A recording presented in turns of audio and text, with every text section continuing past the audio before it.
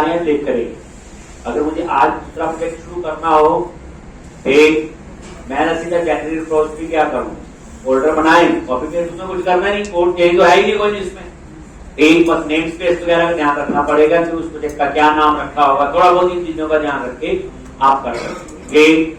यानी ये generic repository का बना रहा हूँ, ये रिपोजिटरी क्या जेनरिक, ये कोई ये नहीं है कि सिर्फ किसी प्रोजेक्ट पे चलेगी ही नहीं इस तरह। अब आपके प्रोजेक्ट में जितने भी स्टोर प्रोसीजर होंगे ये उसके लिए काम करेंगे। तो हम लोगों ने क्या किया था, इतना तो हो गया था, इंप्लीमेंट कर रहे थे और ज्यादा समझ आएगा तो यूज करेंगे, वैसे इतना मुश्किल नहीं है।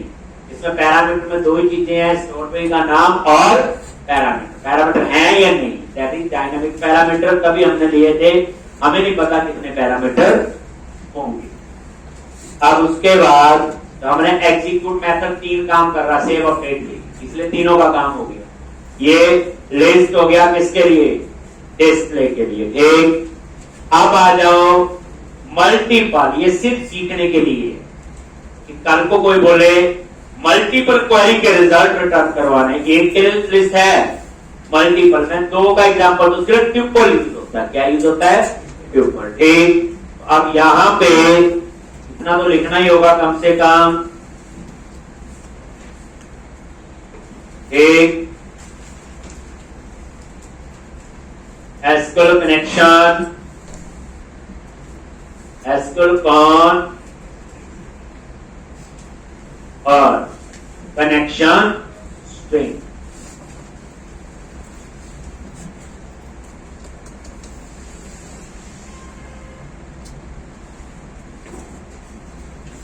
और यहां पे SQL con dot open, connection को ओपन कर दिया।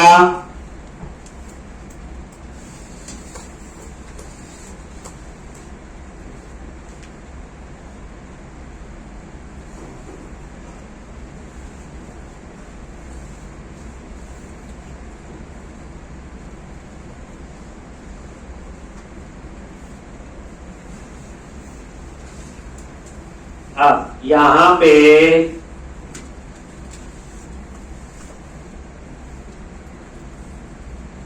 तो मल्टीपल क्वेरी, तो थोड़ा सा चेंज है यहां पे, वेर रिजल्ट, और इसके लिए यूज करेंगे एसक्यूएल मैपर।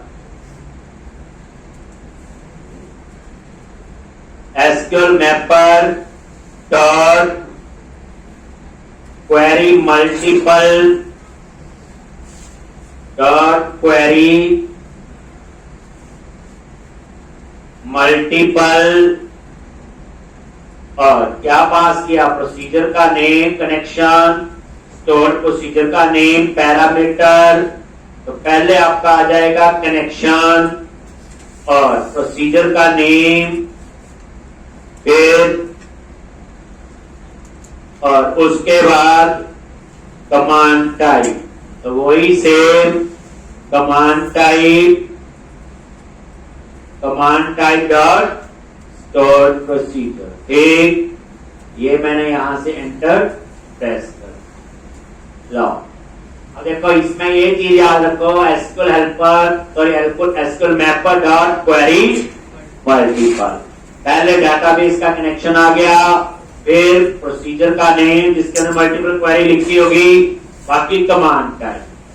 अब उसके बाद आपने 2 में रिजल्ट स्टोर करना, वेर मैंने 2 का एग्जांपल है, item 1, where item 1 is equal to result, 2 पर वेरिएबल किया हुआ, रीड, और यहां पे T1, यानी ये पहली क्वेरी का रिजल्ट जो है वो स्टोर करेगा, where item 2 is equal to result dot read, और यहां पे T2,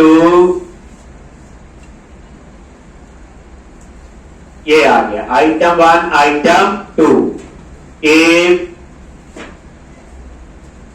चेक कर लो, इसका मतलब पता क्या हुआ, पहली क्वेरी का रिजल्ट रीड किया वो इसमें आ गया, दूसरी क्वेरी का रिजल्ट रीड किया तो इसमें आ गया। अब उसके बाद चेक करो, अगर ये दोनों नल हैं तभी रिटर्न करवाएंगे is not equal to null ये भी and item 2 is not equal to null. अगर ये नल नहीं है तो हम ये रिटर्न कर देंगे ट्यूपल में। कैसे? ये देखो, रिटर्न न्यू और ऐसे, ये देखो, और यहां पास कर दिया item 1 comma item 2, item 1 comma item 2। Clear है?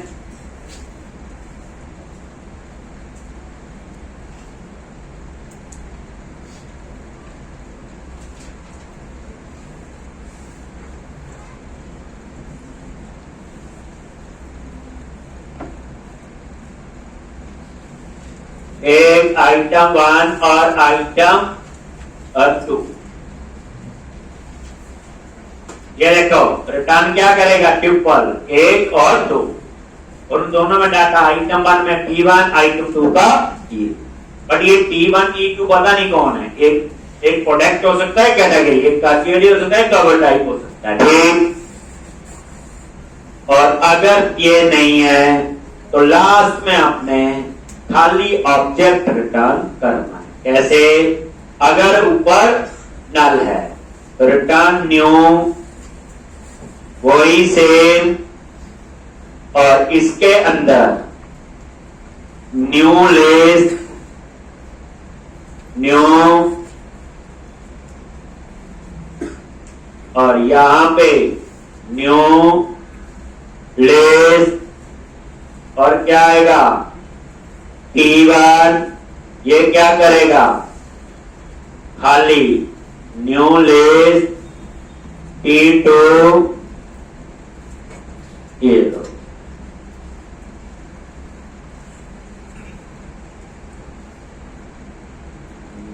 ये बस। अगर ये नल है तो सीधा यहां जाएगा और क्या करेगा? खाली रिटर्न कर देगा ना, ऑब्जेक्ट बना के।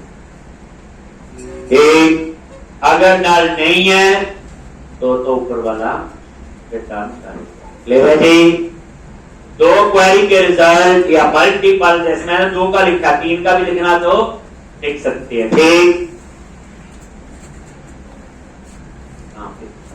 हाँ, प्रोसीजर के बाद 18 पैरा एक,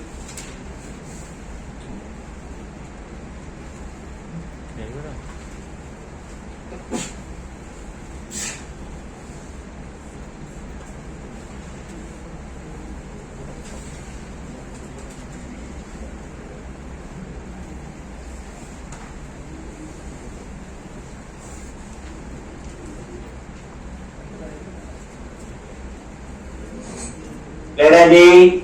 अब आपने क्या करना है?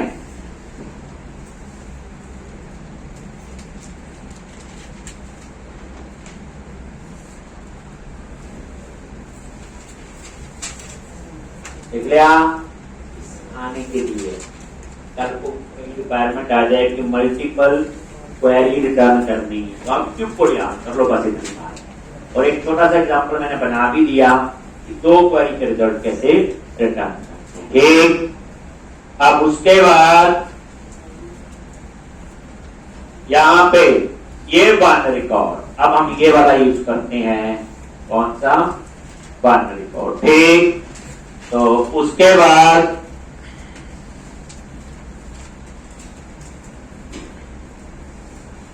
ये आपका फर्स्ट और डिफॉल्ट है। क्या ये फर्स्ट और डिफॉल्ट वाला कंसेप्ट है? और यहां पे एसक्यूएल कनेक्शन, एसक्यूएल कॉन, और यहां पे कनेक्शन स्ट्रिंग।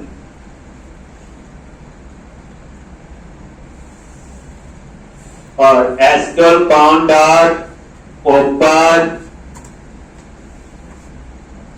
ये वो है जो फर्स्ट और डिफॉल्ट होता है, मीनिंग आपको पता है फर्स्ट और डिफॉल्ट वाला, ठीक। और यहां पे where वैल्यू वेरिएबल ले लिया, और यहां पे एसक्यूएल कॉन क्वेरी और टी,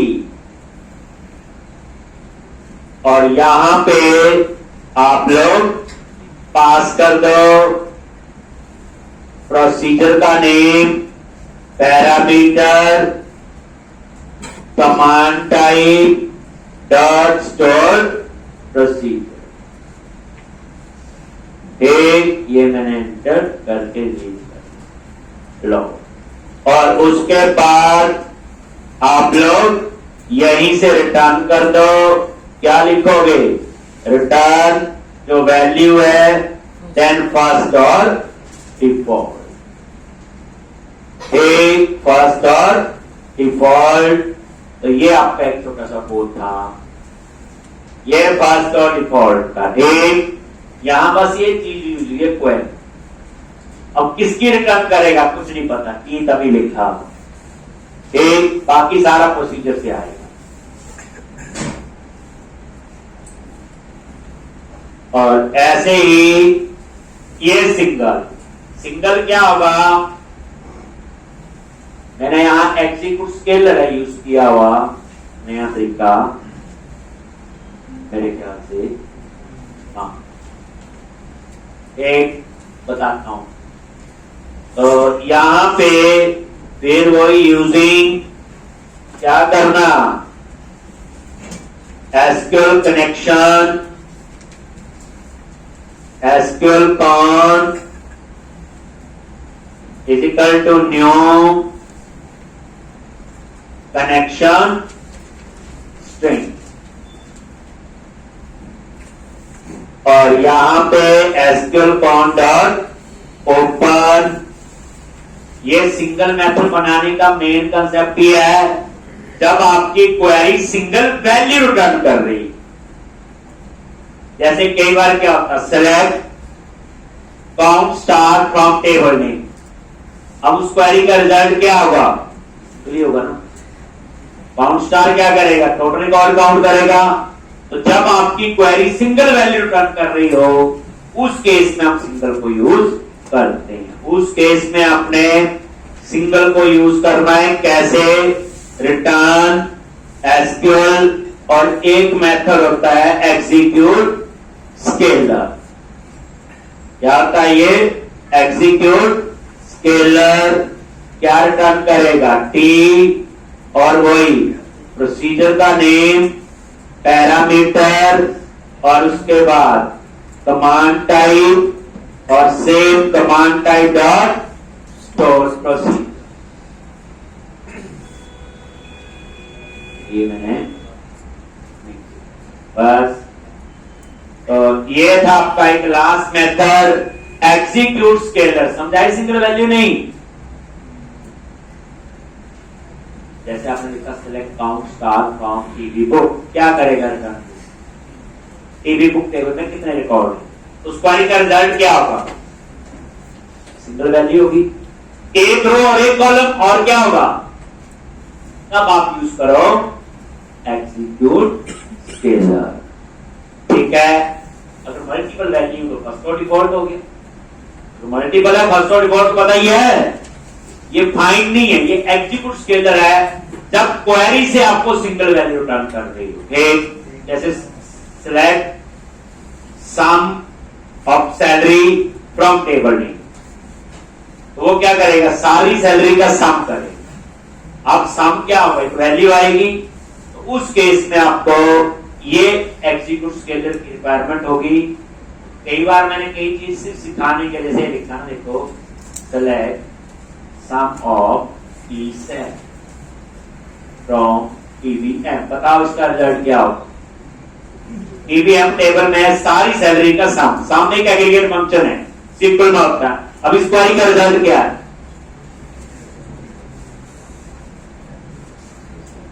एक वैल्यू, यही हो ना single value, then you must use execute. अगर आप फर्स्ट और डिफॉल्ट वो एक रो रिटर्न करेगा, उसको एक्सेस करोगे तो उसमें उसमें परफॉर्मेंस इशू आएगा।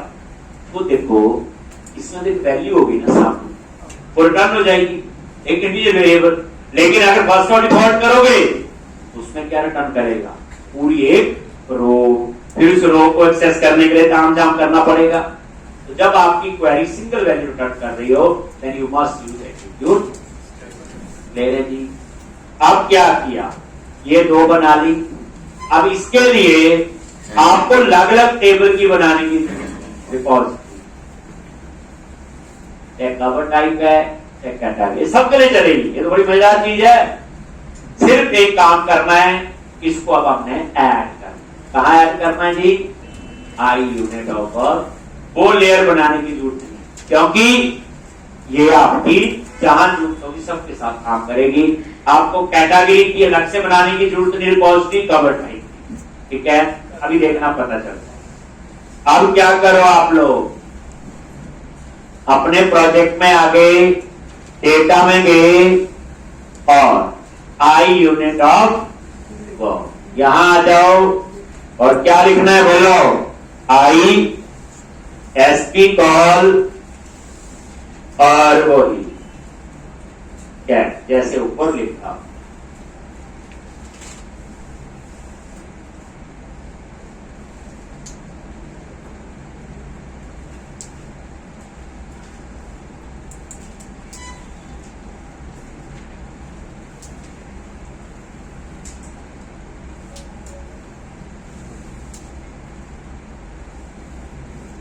ले रहा है।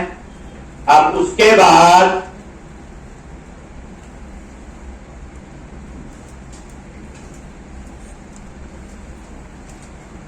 क्या करना बोलो, एसपी अंडरस्कोर ले रहा है। यहां आ गई, सॉरी एसपी यूनिट ऑफ, ठीक है।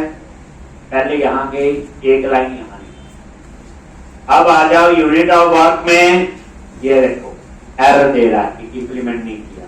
तो यहां पे एक ऐसी ही प्रॉपर्टी बनेगी, क्या नाम होगा, यहां क्या आएगा, आई एसपी कॉल और नाम क्या होगा, एसपी कॉल आ गया। बाकी गेट और वही आएगा। और उसके बाद SP call is equal to new क्या आएगा,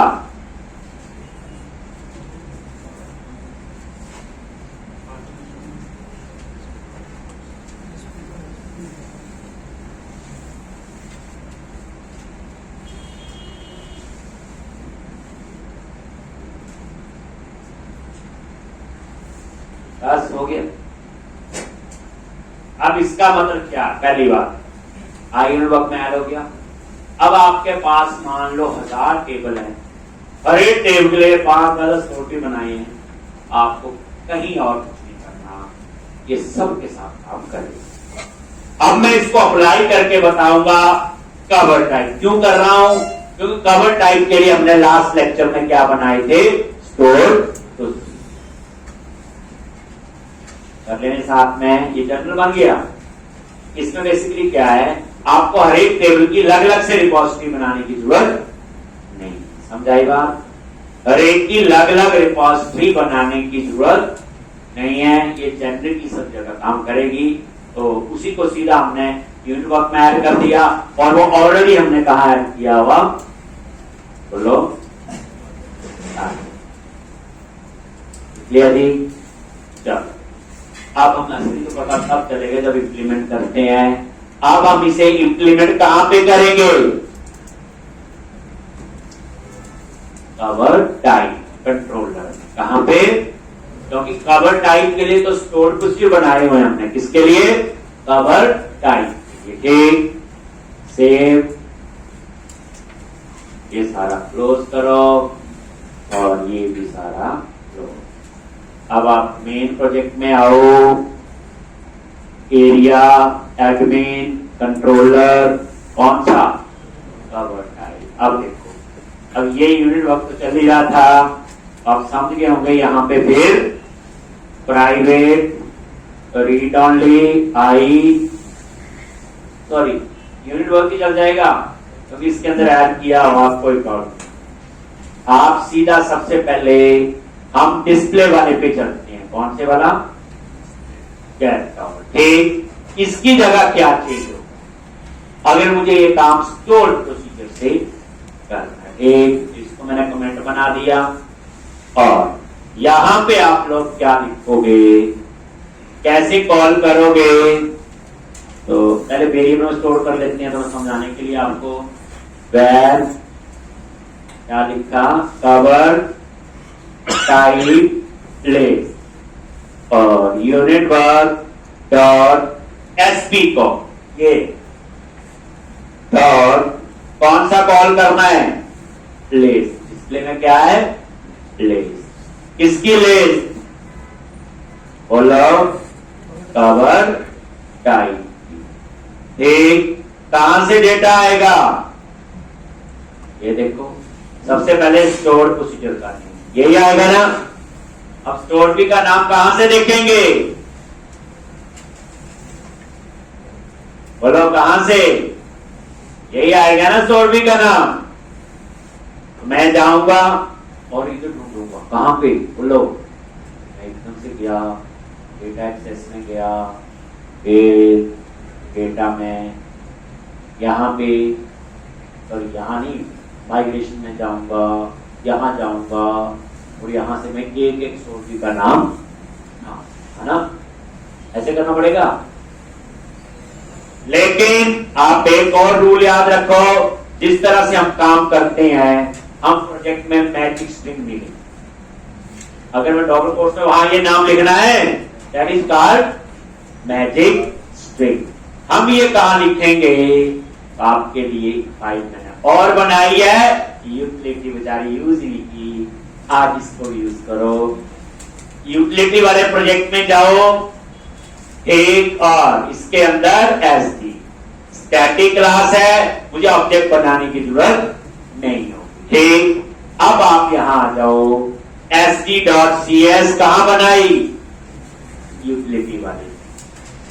देखो लिखा था वो, टोलपी का नाम ही लिखना है डबल कोट्स में। ठीक, लेकिन डबल कोट्स में लिखने से तो वहां पे मैजिक स्ट्रिंग होगा, कोई स्पेलिंग आगे पीछे हो गई, कल को वही स्टोर भी दूसरी जगह चाहिए, गलती हो सकती है तीसरी जगह चाहिए, तो वाई एक जगह लिखेंगे, हम गलती होगी तो एक जगह ढूंढेंगे आके यहां।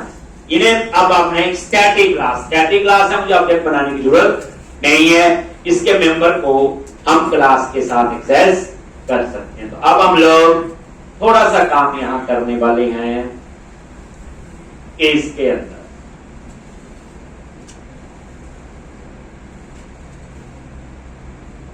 एक और यहां पे ये देखो क्या कर रहे हैं, कवर टाइप स्टोर प्रोसीजर के लिए। एक कवर टाइप का ये अब यहां पे क्या करना, मैंने एक नई चीज आपको पता चल जाएगी, पब्लिक, और ये आपने कांस्टेंट लेने हैं। क्या लेने हैं? कांस्टेंट, स्ट्रिंग, और ये नाम दे दो एक प्रोसीजर। किसके लिए है? मान लो गेट कवर टाइप, गेट, ये तो हमने जो नाम रखना है, cover type is equal to double quotes. ठीक, और यहां पे आप अपना एक्चुअल जो स्टोर फी का नाम दिया हुआ, क्या दिया हुआ, यहां पे माइग्रेशन में जाके चेक कर लो, ये पहला वही है ना, गेट कवर, एक्चुअल नाम तो यही है, तो इसको यहां से कॉपी करो और यहां पे लिखो। अब इसका मतलब क्या हुआ कि हम ये वाला यूज करेंगे। दूसरी बात, इसको मैंने बनाया कांस्टेंट, नई कहानी समझो। दो चीजें होती है, रीड ओनली और कांस्टेंट, बड़ी बार मैं बताता रहता हूं, प्राइवेट रीड ओनली। अब रीड ओनली और कांस्टेंट में क्या फर्क है? रीड ओनली और कांस्टेंट में क्या फर्क है? बस दो ही मेन होते हैं, बोलो।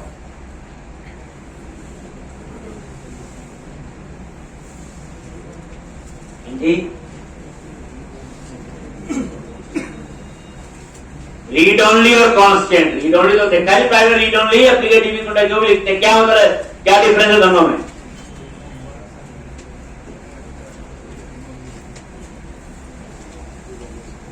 मैंने बताया हो कभी क्लास में, लगता है याद नहीं आ रहा, कैसे बताया हो?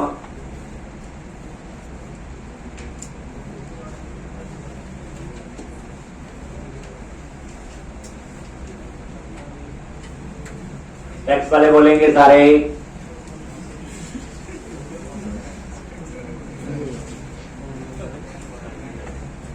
रिकॉर्ड कर रहे हैं वो बोलेंगे।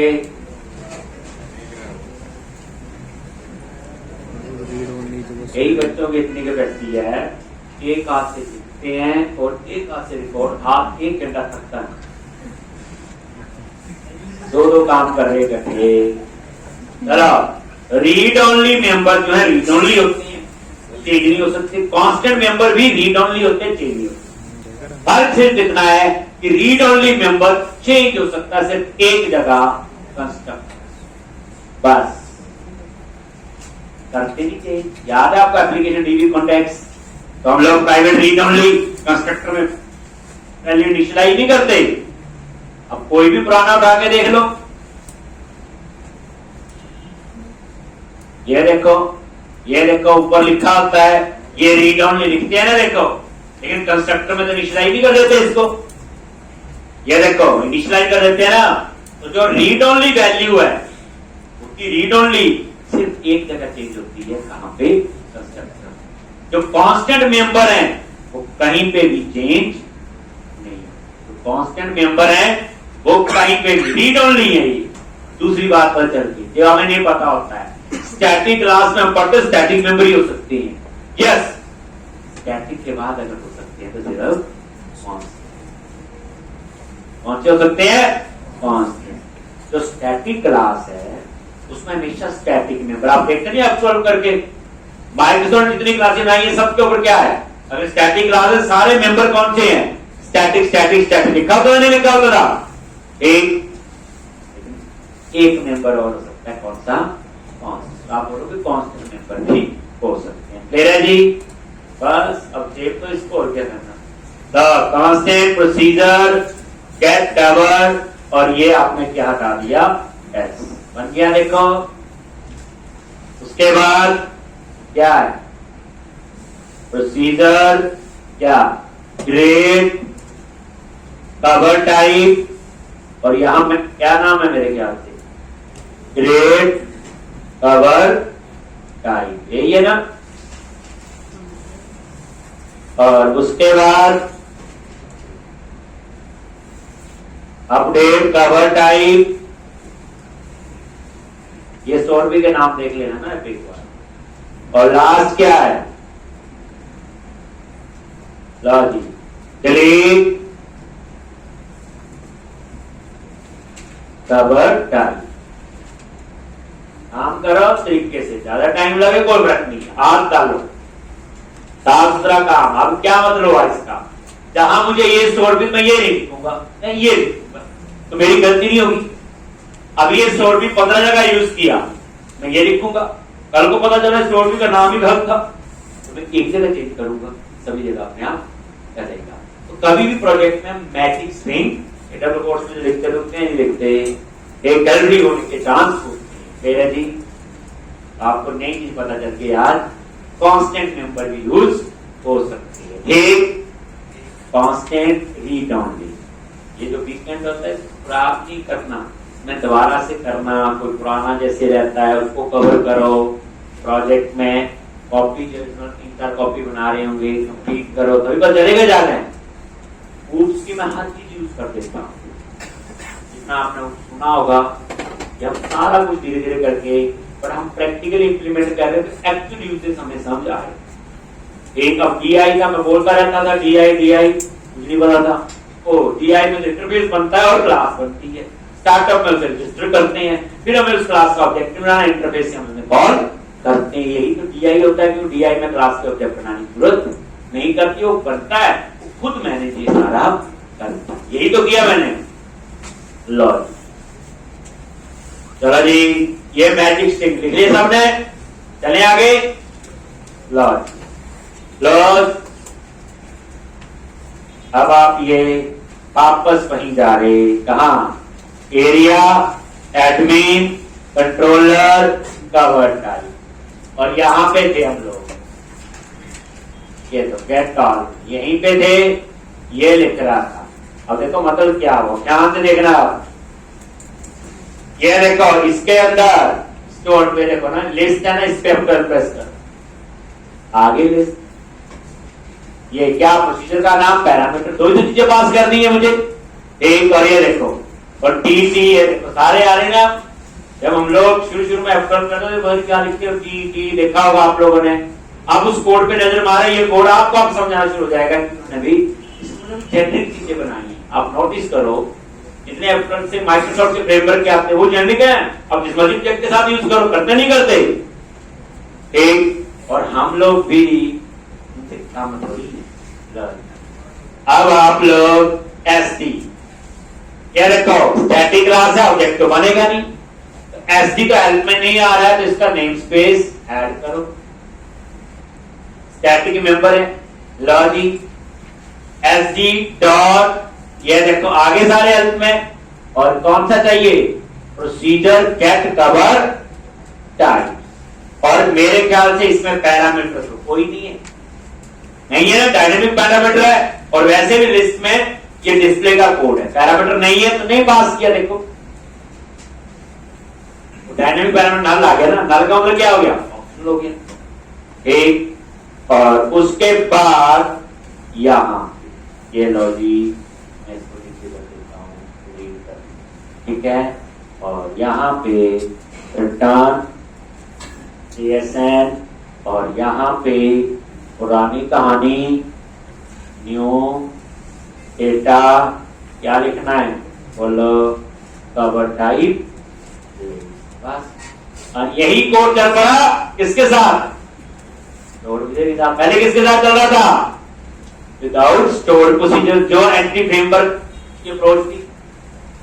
यानी अगर आपसे आके पूछे क्या एंटिटी फ्रेमवर्क में स्टोर प्रोसीजर इंप्लीमेंट हो सकते हैं, यस, ये मैं वही तो करवा रहा हूं, एंटिटी फ्रेमवर्क की है एक। अब आप रन करो,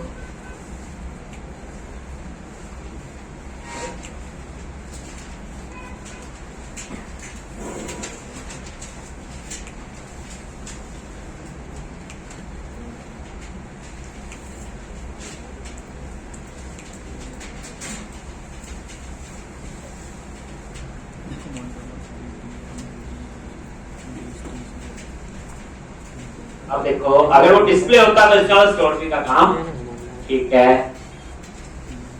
डिस्प्ले वाला, ये आगे कवर टाइप आ गया, ये डिस्प्ले गेट और चला, इसका मतलब ये ठीक है, तो इसका मतलब है कि ये पूरा का काम, ठीक है जी। क्या चेंज था, ये इसके लिए था, और ये अब हम कौन सा बनाएंगे बोलो, ग्रेड में क्या होगा, आईडी तो आपका ऑटोजनरेट है, सिर्फ नेम ही चाहिए। चलो अब सर्च में चले, अब सर्च में अब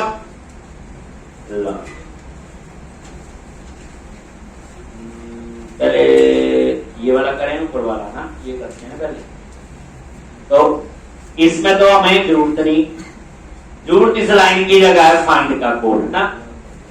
तो अब अपने यहां पे क्या नाम जाम होगा, यहां ले रहे जी, ध्यान से बाद में लिखना, पहले समझना।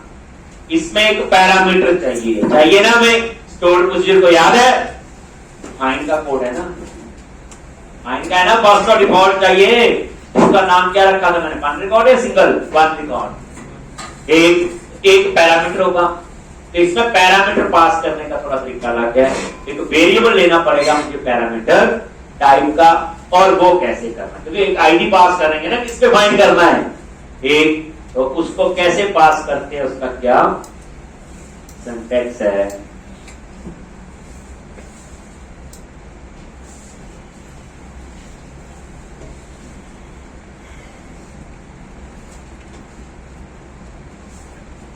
एक डायनामिक पैरामीटर क्लास का वेरिएबल लेना। ठीक है जी, तो ये स्टोर पी का कोड बता रहा हूं, where param is equal to new dynamic parameter, और ये जो डायनामिक पैरामीटर है इसका नेम स्पेस वही यूजिंग टेम्पर, याद है टेम्पर इंस्टॉल हो चुका है, हो गया था ना, कल किया था, ये आ गया। और यहां पे पैरम डॉट ऐड, और यहां पैरामीटर का नाम क्या था, आईडी, और ये नाम कौन सा नाम होगा बोलो, जो आपका स्टोर प्रोसीजर में, ठीक। और इसको हम पास करेंगे कॉमा आईडी ऐसे, क्या पास करेंगे ऐसे,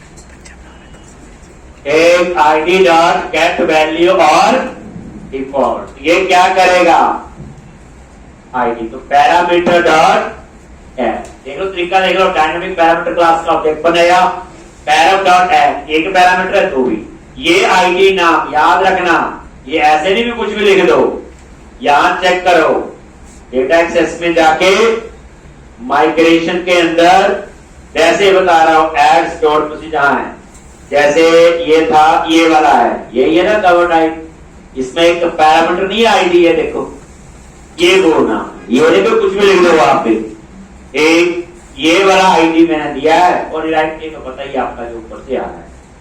अब उसके बाद आपने वही same cover type variable use कर लिया, और यूनिट ऑफ वर्क डॉट क्या करोगे, SP call unit of work dot SP call dot, कौन सा बाइनरी कोड किसके लिए, कवर टाइप, और यहां पे पहला स्टोर प्रोसीजर का नेम वही एसडी, कौन सा आएगा गेट कवर टाइप, और कॉमा पैरामीटर जो पहले नहीं, ठीक। और इस तरह से बाकी तो आपका कोड, ये मैंने चीजों का कोड ये मैंने ये तो इतना कोड जो था वो किसका, आपका प्रोसीजर वाला है, यहां से लेके यहां, एक बाकी डेटा कवर टाइप में आ गया, व्यू को वही पास हो जाएगा बस, और क्या।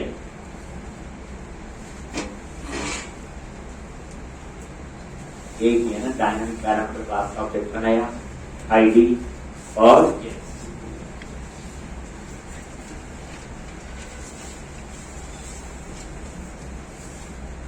आप देख लो, इसके लिए अलग से रिपोजिटरी नहीं बनानी पड़ी, एक ही बनाई, आई एसपी कॉल और एसपी कॉल, एक चल गई। आपका काम क्या, कैटेगरी है ना, कैटेगरी के लिए क्या बनाने, स्टोर प्रोसीजर बनाओ, पहला काम ये करो, स्टोर भी जब बन के दूसरा काम क्या करना है, एसडी वाली फाइल में जाके, जैसे मैंने कैटेगरी कवर टाइप लिखे, ऐसे ही आप उनके मैजिक स्ट्रिंग लिखने की बजाय वहां पे कांस्टेंट करके उसने बना लो, जैसे स्टोर भी बनाए हैं, और उसके बाद ऐसे उनको कॉल करेगा। एक और टेबल है तो वही स्टोर भी बनाओ, फिर एसडी में जाओ, उन सबको बता दो, और उसके बाद आप उनको एक्सेस करो, प्रोसेस बन गई। अब इसमें क्या बचा कि आपको हर एक की अलग से जेट रिपोजिटरी बनाने की जरूरत नहीं पड़ेगी, ठीक है जी। अब आपने क्या करना है, तो ये कोड एडिट का है, कौन सा कोड है, एडिट का, रन करके हम देखेंगे।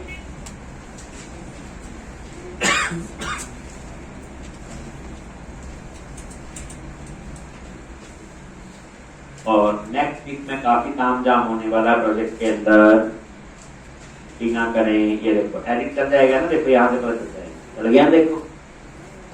एक नेक्स्ट में हमारा होगा, नेक्स्ट वीक में बता रहा हूं, प्रोडक्ट मॉड्यूल जो मेन है, टॉपिक तो किसी प्रोडक्ट की होगी, नहीं इमेजेस आएंगी, बड़ा कुछ आएगा और भी, ठीक, उसमें थोड़ा सा आपका लॉजिक हो गया जी।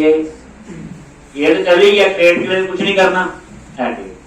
अब आ जाओ अपने सेव अपडेट। ठीक है जी, तो सेव में क्या है, एक पैरामीटर चाहिए और अपडेट में दोनों चाहिए, आईडी और ऐसे चाहिए। तो सेव में तो एक ही, तो एक काम करो यहाँ पे, अब इस कोड को ध्यान से क्या लिखना है, where, अब तरीका था एक बार देख लिया, इक्वल टू न्यू क्या है, डायनामिक पैरामीटर और पैरम डॉट एड, पैरामीटर का नाम क्या उसका बोलो, नेम। एक ही है ना, ऐड के केस में नेम ही पास करना है और कहां से आएगा, कवर टाइप डॉट, ऊपर कवर टाइप दिया, नहीं हो गया जी, आ गया।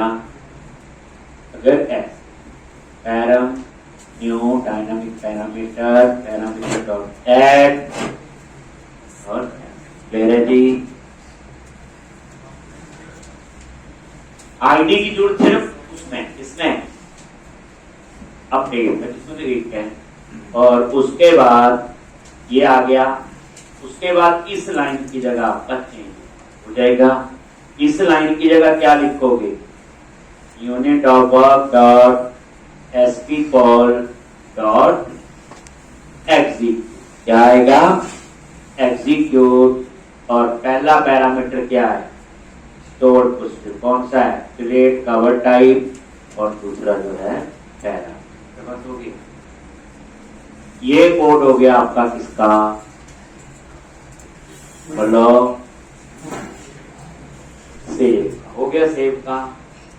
और एल्स में कौन सा लिखना है,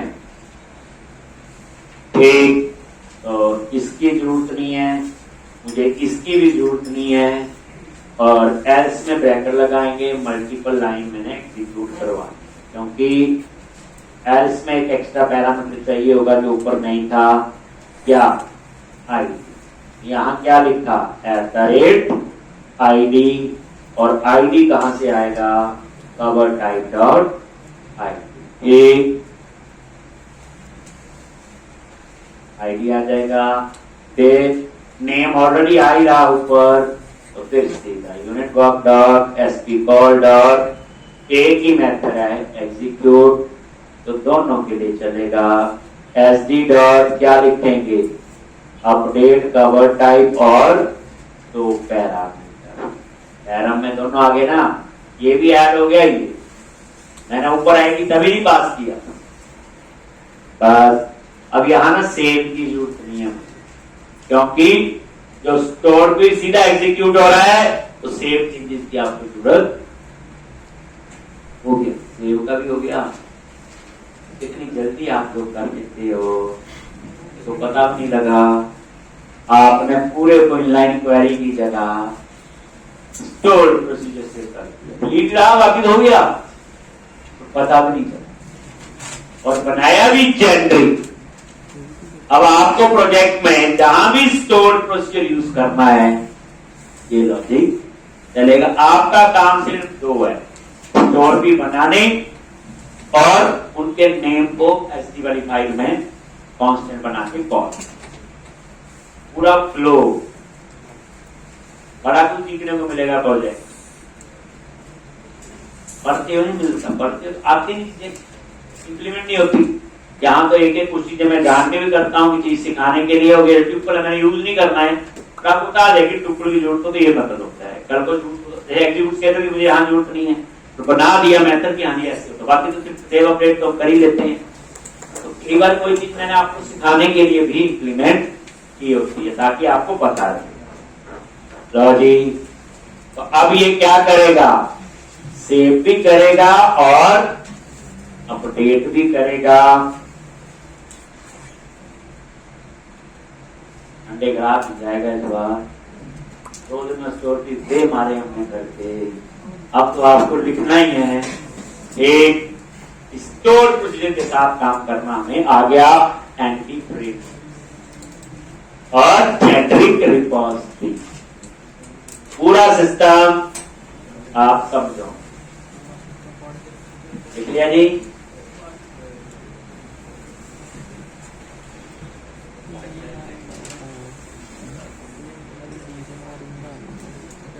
नेक्स्ट वीक का मॉड्यूल है प्रोडक्ट मॉड्यूल, उस पर टाइम लगता है थोड़ा, इसमें कुछ ड्रॉप डाउन लिस्ट लगेंगे, मल्टीपल टेबल होंगे, वहां व्यू मॉडल का कंसेप्ट आएगा। मल्टीपल टेबल होते हैं ना प्रोजेक्ट में, तो आपको वो चीजों के कैसे काम करना है, वो व्यू बैग व्यू डाटा टू नहीं यूज होता, वो एमडीसी में यूज होता है, एमडीसी कोड। उसकी जगह आपको बड़ा इंटरेस्टिंग कंसेप्ट इंट्रोड्यूस करूंगा, व्यू मॉडल। आप देखना पूरा प्रोजेक्ट है, पूरा टेस्टिंग चीजें बन रही हैं, ये ऐसे नहीं आप एरर निकालो, आप निकालो ना फिर पूछना मेरे से क्या हमने गलती निकाली है। टेस्ट करो पूरा प्रोजेक्ट, जो पेज बनता है टेबल चलेगा। एक तो ये आपका अपडेट और सेव कितना है। अब रह गया आपका डिलीट। डिलीट क्या पता आप कर ही ना लें कहीं। लो जी, कवर टाइप क्या करोगे, न्यू, लो जी टेस्ट ऐसे दे दिया नाम, डिलीट हो गया स्टोर प्रोसीजर से। एडिट टेस्ट, लो जी ऐसे कुछ अपडेट हो गया, डिलीट का लिखना नहीं है, तो ये पुराने ये बिना उसके चल रहा है, स्टोर वो भी चलेगा, उसको रोक थोड़ी है। एक तो मंडे को हम आगे करेंगे, सैटरडे वीकेंड खराब ना जाए, आराम से जितना 5 दिन में किया होता है उसको किसी ने प्रोजेक्ट की कॉपी बनी होगी, पूरे को इम्प्लीमेंट करो, काफी काम होता है। हफ्ते में देखिए काफी बच्चे प्रैक्टिस करते हैं, इधर थोड़ी प्रैक्टिस